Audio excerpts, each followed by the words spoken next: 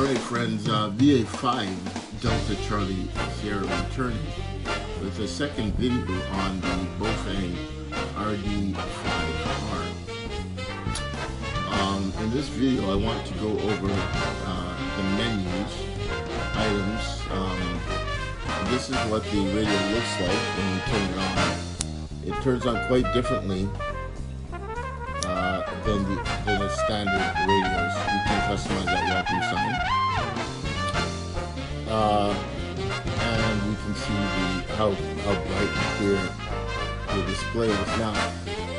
Right away when you, I went over the basic features of what it looks like, but right away when you hit the menu button, you see right away there's quite a bit of a difference. You have the DTMF contact, and that's where you can actually set the contacts in there that you want to set.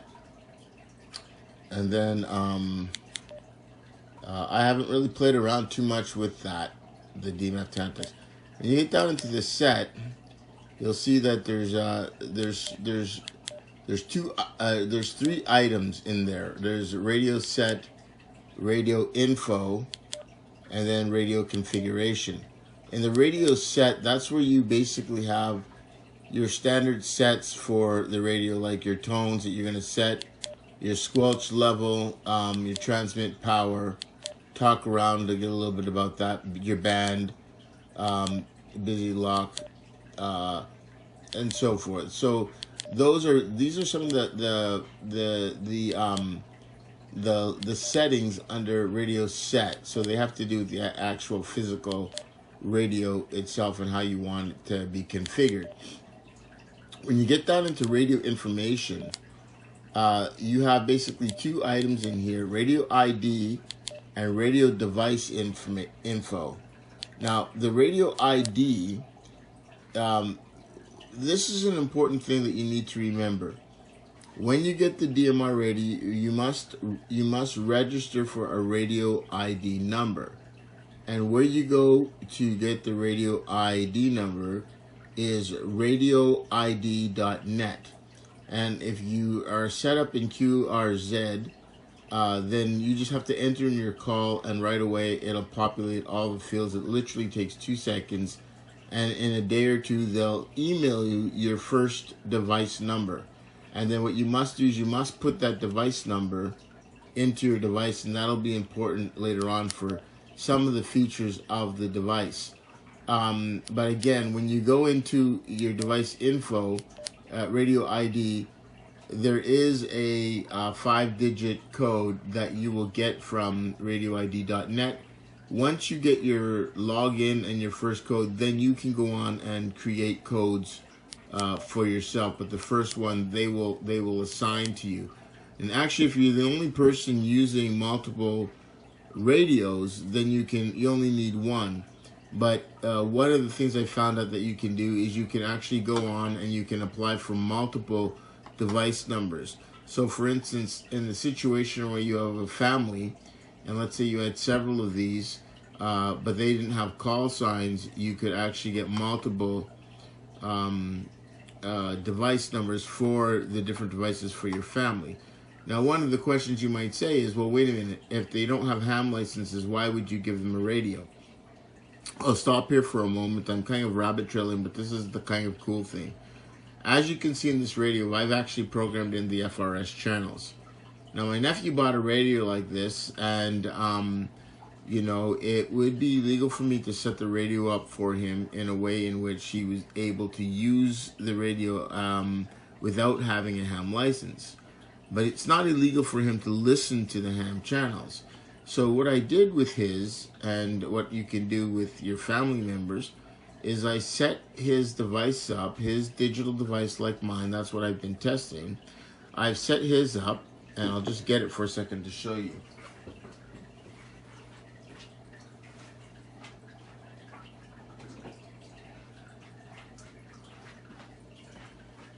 Okay, actually, this is his device. But watch what happens. I'm I'm going to switch the band so he can monitor the Kenora repeater. He wants to get his ham license. He can monitor, but look what happens when he pushes to try to transmit on that. Okay, so the way that he can't transmit, so the way that I've set this radio up is that he can listen to the frequencies, but he cannot transmit on that frequency. And then, but on the other hand, there are bands in here, like say for instance the FRS bands that are license free.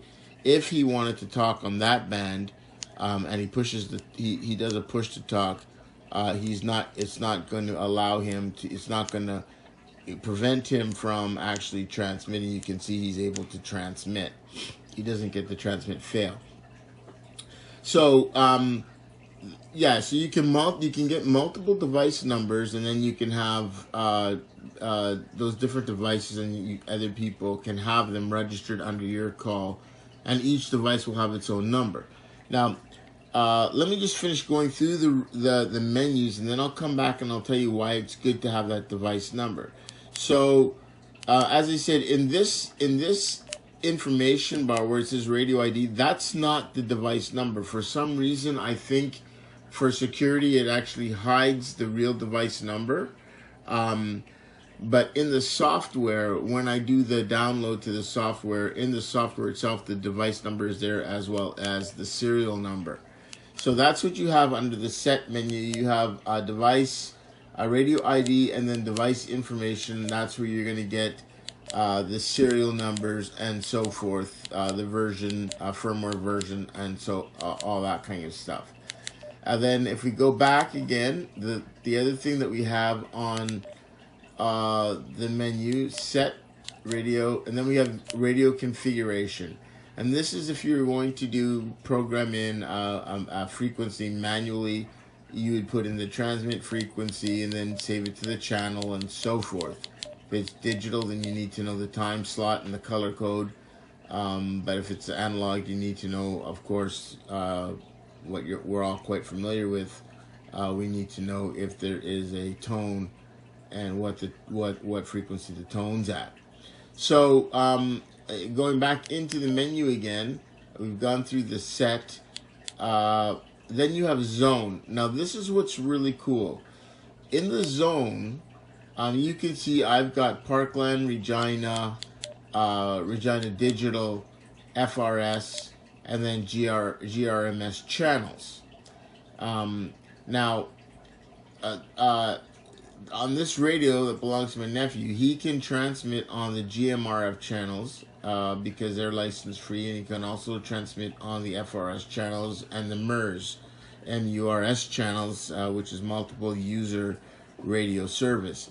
Those are all license free bands, and he can transmit, and these radios can be set up for those bands, which is kind of I mean for those frequencies, which is kind of cool. Now, when about the zones, okay, when I get into the zones, the reason why I say that's cool is because you can see I've got 5 different zones set up. You can put up, I think, to 250 different zones. The phone itself holds over 1,000 contacts. I think it's 1,025 contacts, or channels rather, frequency channels. But on this radio, for instance, the older model, this would be like the BV5R. This is the BV2 Plus, but it's similar to the 5R in that if you want to go to a frequency, if you want to go to a channel, you basically, you've got to scroll through the channels or know the channel number to get there right away. So if I'm in Regina, I can have all the Regina frequencies in there, but I've got to either know the numbers or I've got to scroll through to those and find out which ones those channels are on. The cool thing about this radio here is you can actually set zones. So in my radio, you can see here, under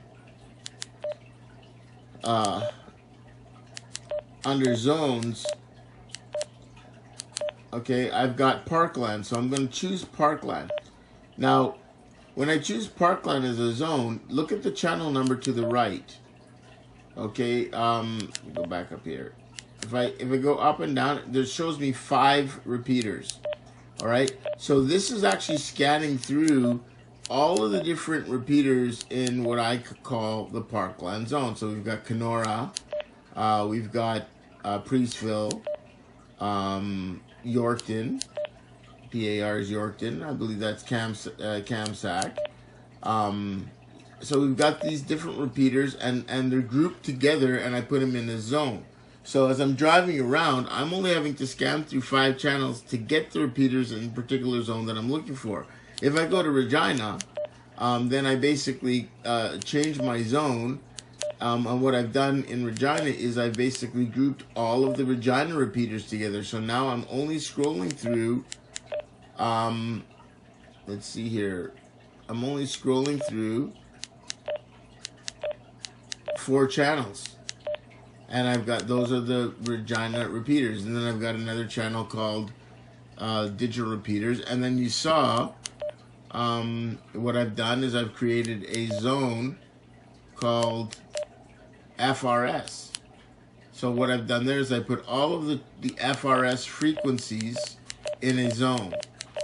And then I can change that to FRS, or I can change it to MERS, or I can change it to GRMS, or I can change it to whatever I want. So that's a really cool feature about this radio. Now this video is getting on to be 11 minutes long, so I'm going to create another video showing you how I've got it set up. Channel 14, I'll just go there right now to show you on FRS channel 14. You'll notice that to the left by the arrow there's a D. That means I've set that frequency up as a digital frequency. You'll notice the other frequencies have an A, but if I go to channel 14, I've set channel 14 up to transmit in digital mode.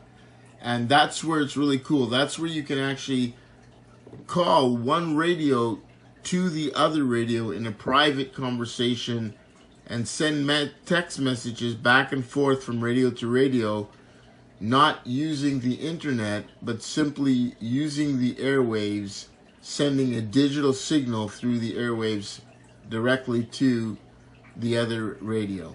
Well, this is VA5 Delta Charlie Sierra calling it clear for now. I hope you like this. If you do, say so in the comments or something like that. I appreciate that. We'll say 73.